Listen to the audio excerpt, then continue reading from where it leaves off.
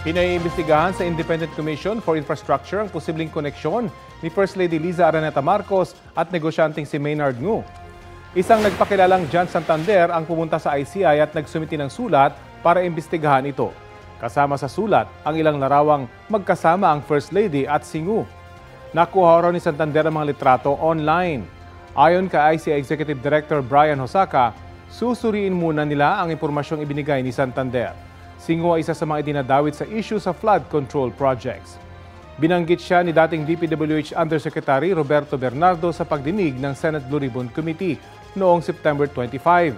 Ayon kay Bernardo, nag-deliver siya kay Ngu ng 160 million pesos na halaga ng kickback mula sa flood control projects para raw sa kaibigan ni Ngu na si Senator Chis Escudero. Dati nang itinanggi ni Escudero ang mga alegasyon ni Bernardo. Sinusubukan pa ng GMA Integrated News na kunin ang pahayag ng Malacanang at ni Ngu.